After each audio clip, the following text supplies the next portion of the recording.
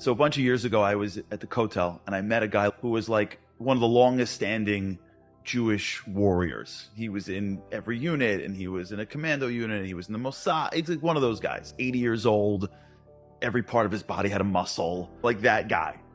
Didn't say a word. Like Israelis who do everything, don't say a word. Like, whatever, what's the big deal? I don't know, I jump out of planes and kill people. Don't you do stuff like that? Like that type of mentality. So I asked him once, I'm like, have you ever had a moment in your life where you thought you would lose? Were you ever in a bunker and you're like, it's over? Like, you hear stories like the Yom Kippur War, where like, we were caught off guard.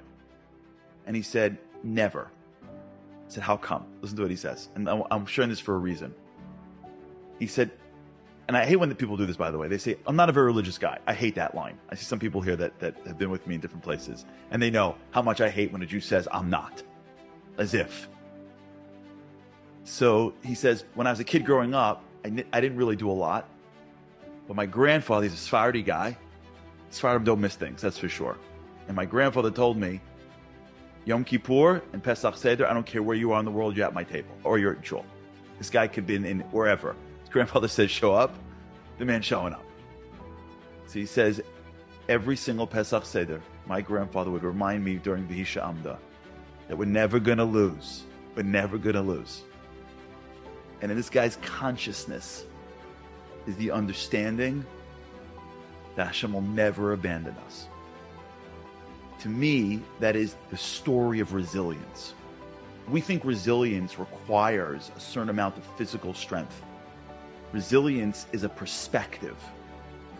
They did great research from a man named Marshall Duke on what makes resilient kids, and they found that resilient kids all have a similar story, family story. Not the same people, but my family made it, and then lost it, and then made it, and lost it. Each of these kids had what's called an oscillating narrative.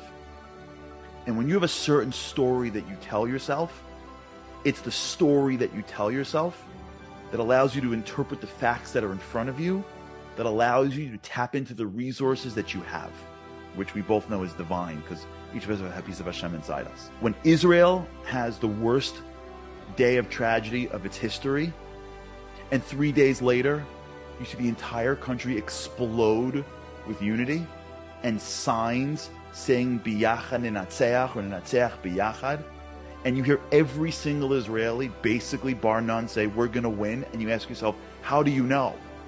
Like, how do you know you're going to win? None of them say because Tzahal is going to beat this or do that, or that we have got a maneuver, we got F-35s. They just say, we're going to win. You know how they know?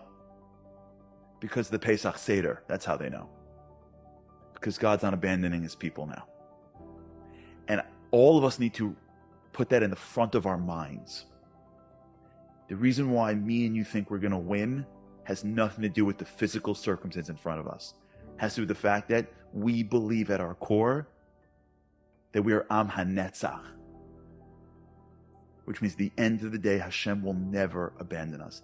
That comes from a shared consciousness that we got, I believe, more from sitting at that Seder table year after year than from anything in the world that shows us our strength.